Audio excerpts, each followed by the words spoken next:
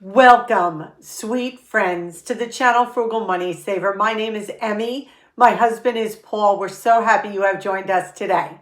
Today we're going to turn back time just a little bit and show you how you can save some good money, just slowing down, getting back to basics, and doing things that I used to do way back in the day. My mom did, my grandma did. So let's get right to this video. The first thing we want to share is for you to think back how your shopping habits have changed since you got a cell phone. I know, think about that, right? Before the cell phone came out, we had to physically get in a car and drive to a store to purchase something, or mail something through the mail, to order something in a catalog that we saw. Our times have really changed. One of the things that I can guarantee would save us all a lot of money is if we cut down on our online shopping. Now, how can we do that? How can we make that a little bit more difficult? Well, the first thing I always tell you is if you have an app that you shop a lot on and you know it could be a problem, delete that app and unsubscribe from the emails. That's first and foremost, because the temptation won't be there to see those emails coming in saying, hey, look at this great sale we have. Now, I'm going to give you another revolutionary idea. Think about it. What if you had a designated spot for your cell phone other than your person? Instead of putting it in your back pocket, front pocket, wherever you carry your cell phone, when you come in the house, you put it down somewhere where it's going to take effort for you to get up, get it, when the urge comes to order something. Maybe a small box or a tray, something like that, so that it's not on your person. Now, we don't have a house phone. We do everything with our cell phone, so we can't lock it up, because if a call comes in, we have to be able to answer it. But we're trying more and more to take that cell phone and just put it out of arm's reach. And this way, if the urge comes for you to buy something, you physically have to get up, walk across the room, walk in another room, wherever you're going to keep your cell phone, get it, come back in, sit down. You're making it a little more difficult for yourself, because back in the day, we did not have this option. And I guarantee consumerism was way down compared to what it is today. They have literally hooked us to our cell phones. We have become so dependent on them that we could never think of living without them anymore. And I know some of you have even told me on here that you don't have a cell phone, and that's amazing. But when it comes to shopping, separate yourself from your phone, even if it's for a couple of hours a day. Do something other than shop. The second way we're going to go back in time just a little bit to save money is something that we talk a lot about here, and that is gardening. Growing some of your own food. Basic stuff. We're not telling you to plow up your yard. We're talking about container gardening. With containers we get for free at our local supermarket, bake shop, and delis. All food safe containers. Well, it's that time for those of you who are new here and those of you who have been with us before, when Paul gets outside and starts planting our container gardens.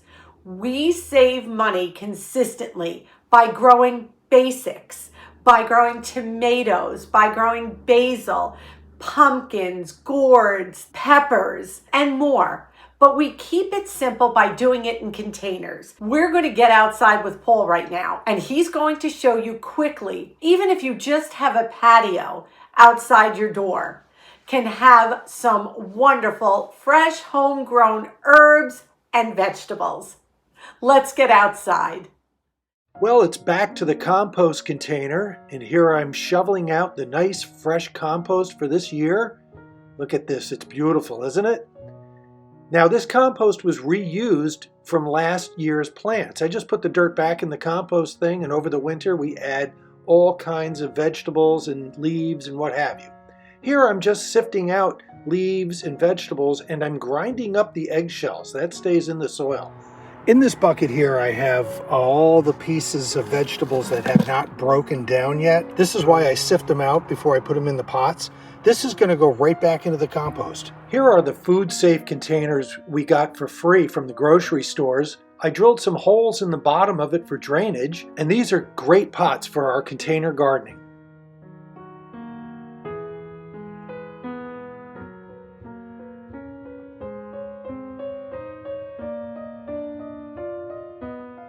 You want to gently break the root system just a little bit so they'll spread out.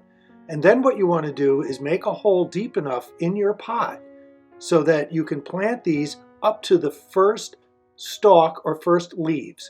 This way the plant can shoot new roots out the whole side of the stalk.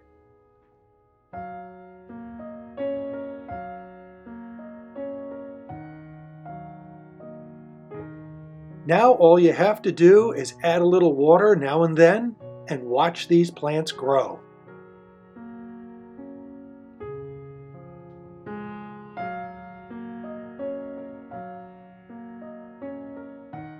Here's some pumpkins and gourds we grew from seed in the same compost. We just put seeds in there. What we'll do is thin these out to transplant in other buckets. Our beauty bush is in full bloom. Oh my goodness, it is just magnificent this year.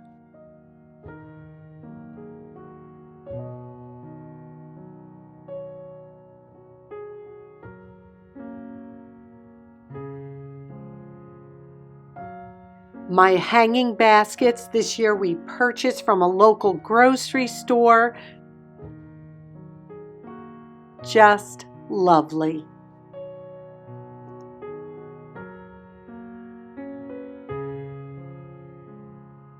Do you remember the bulbs we bought back after Easter at Tractor Supply? They were tulip bulbs and there were hyacinth bulbs. They were dying, basically. But bulbs can come up year after year with proper care. After we brought them home, Paul showed you what to do with them. We let them dry out. Now he's going to show you how we're going to store them for the summer so we can plant them in the fall to have beautiful flowers around our house come next spring. So if you remember, we bought these bulbs at Tractor Supply for $1 a pot. And I think we got 6 plants out of each pot. What we did was we took the bulbs out and let them dry out in a cool, kind of a dark place. We did it inside our shed in these boxes. Now these bulbs are ready. All the green leaves have deteriorated. All the nutrients went back into the bulb. Now we're going to trim these bulbs so we can plant them next fall. So we can have beautiful tulips and hyacinths next summer. Here's our hyacinth bulb. And we're just going to trim off some of the roots on the bottom.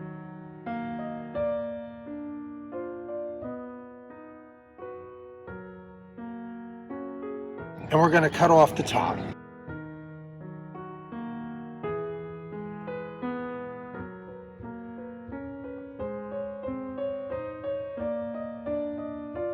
Now, a while back, we purchased some sweet potatoes at the grocery store, and these bags look like they're going to be perfect for holding the bulbs. This way they can stay cool and dry and be ready to plant. So let's put them in here.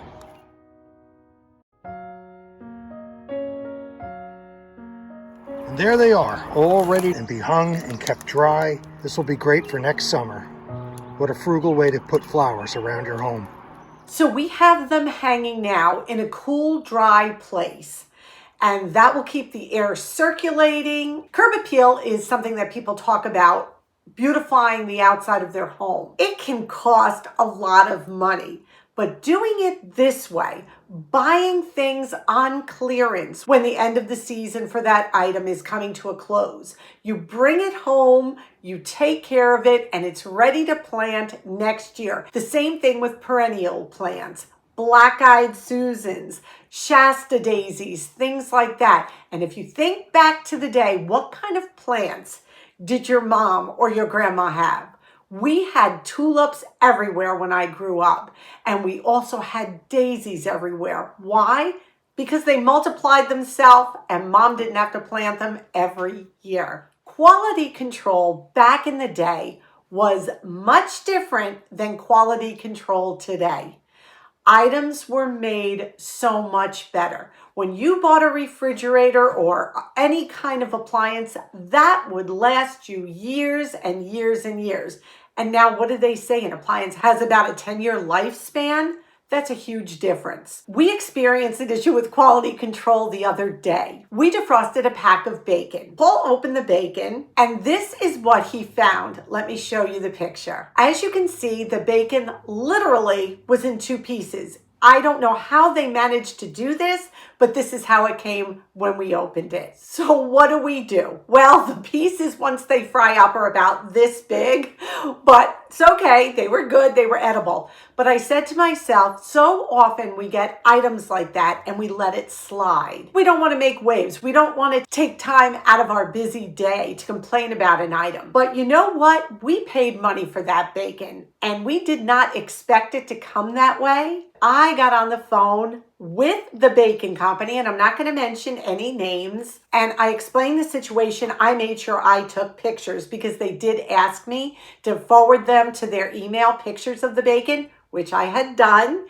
and UPC code. I had all the information. Well, they are sending me 2 coupons for 2 packs of bacon for free. We have a right as consumers to say if something is not good with a product. And it's also great to let companies know when you're pleased with their products. Call that 800 number on the back of the package and tell them how much you liked their product. Take a few minutes out of your day and save yourself some money, because you know Grandma and Mom would not have let something like that go. Now, let's get into the kitchen. We're going to do some zero food waste meal for tonight. Let's get into the kitchen. We are using up items that we have in the home for a quick and easy no waste dinner tonight. And the best part, are you ready? This is a 1-pot meal. Yep, everything is made on top of the stove in 1 pan. We have a bunch of ham in the freezer. Remember the ham my friend got us for 19 cents a pound? We're going to need about 1.5 cups cubed ham. We have a plethora of broccoli, so we're going to put about 1 cup of broccoli into this recipe as well. We have a 1/2 onion we're going to need to use. We're going to chop that. A clove of garlic, about 1/8 cup of all-purpose flour. The original recipe, which I will link down below, calls for penne. I'm going to use egg noodles. I have a large supply of egg noodles in our pantry, so I really need to start incorporating them a little more into our meals. We're going to use 8 ounces. As they would say back in time, use what you have. In this measuring cup, I have 1 cup of whole milk and then 1.5 cups of water. Now, instead of the water, you can use 1.5 cups of broth. I did half this recipe, by the way, too, but I'm not using broth. I think there is going to be a ton of flavors. We're going to also need a little Italian herb seasoning, so I think that's going to add some flavor, but by all means, use broth instead of water if you'd like. And then, as always, a little bit of good Parmesan cheese to sprinkle on at the end. I melted about 1/2 tablespoon of butter in the pan, and you're going to want to use a large enough pan for this because we're going to be boiling those egg noodles right in here with the meat and the onions. Add our chopped up onion and our cup of cooked ham. Might be a little more than that in here. And now we're just going to saute this over medium until the onions are translucent. So we sauteed this for several minutes. You can see how translucent the onions are, and even the ham got a little brown. Beautiful. I'm going to add our clove of garlic, our Italian herb blend. For a little kick, I'm going to add some hot pepper flakes. Just a little bit. Get that garlic fragrant. You don't want it to burn. Now I'm going to take the 1/8 cup of flour, put this in, just for a minute. We want that flour to just get a little bit toasty. Now, the original recipe, which I will link down below, just says to add everything at once: the flour, the noodles, and the milk. I took the time to just toast the flour. I think it'll help. Now, in here is our water and milk, and again, you can use broth. Add that. We're just going to give it a little mix, scrape up the bottom of the pan. And now I'm going to add my 8 ounces of egg noodles. Just try to spread the noodles out, get them in the liquid. I'm going to cover the pan. It's on medium, and I'm going to be stirring it every couple minutes. You want to cook it as long as the noodles say on the package. Ours say about 8 minutes, and I am going to keep stirring it. This has been cooking about 4 minutes, and you're going to keep an eye on it. You don't want the liquid to evaporate. Very important. If you see that the liquid is evaporating, then what you're going to want to do is add some more liquid. Look at how creamy and beautiful this is. The pasta is almost done. I did add about another 1/4 cup water because I was afraid it would dry out too much and the noodles weren't done. Now, I took the broccoli, just ran it under water to defrost it, and when the pasta is almost done, add the broccoli and let it cook for several more minutes. I'm going to put it on low, and we want that broccoli to cook through. This smells so good. We're going to put a little Parmesan cheese on top. It smells absolutely delicious. Cooking from scratch is one of the best ways to save money. A lot of people rely on convenience foods now, but if we turn back time, this is how it would have been made, and this is how they would have saved money, using what they had in their pantries and freezer. Hey guys, we're going to try out the skillet ham and pasta and broccoli dish we made. This smells delicious. Here we go. Let's try this out.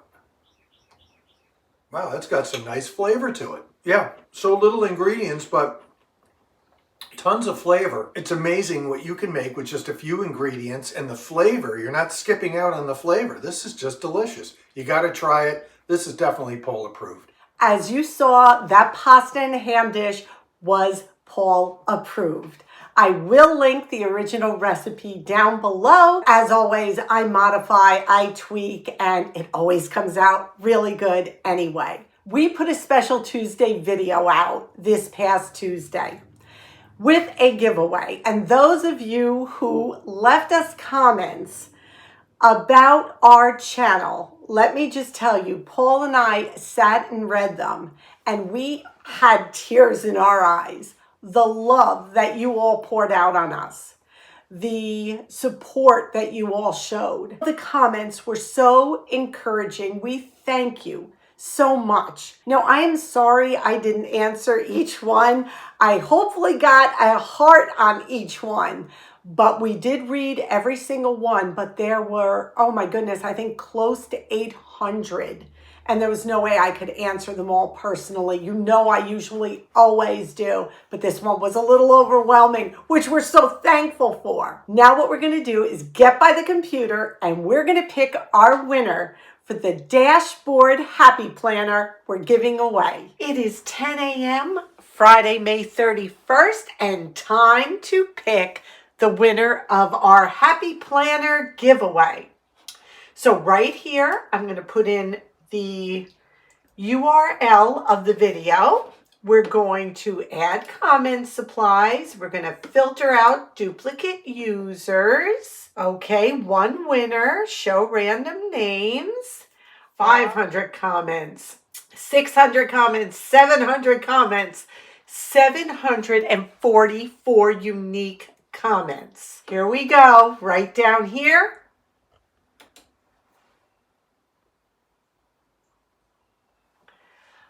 Flap Doodle Cackleberry. Woo! What a great name. Wow. Oh, congratulations. Congratulations. How wonderful. I love that. Congratulations. Very good. Thank you to Congratulations. everybody for entering. Thank you for watching, guys. Yay! Congratulations. We hope you love the Happy Planner. Please email us at frugalmoneysaver@gmail.com your full name and your mailing address, and we'll get it right out to you. Again, thank you everyone who entered, and remember, every 5,000 subscribers, we do another giveaway. So thank you all again. Today's question of the day, and actually Paul came up with this. What is a way that you used to save money back in the day that you abandoned, but now with everything going on, you have come back and started doing that again? I know with us back in the day, I did not hang clothes out as much as I do now, did not cook from scratch as much as I do now. What about you? Share something that you used to do to save money all the time, kind of gave it up, felt you didn't need to do it anymore, and now you're right back at it. Share that with us down below because it won't only encourage us, but our viewers as well. We thank you so much for sharing this time with us.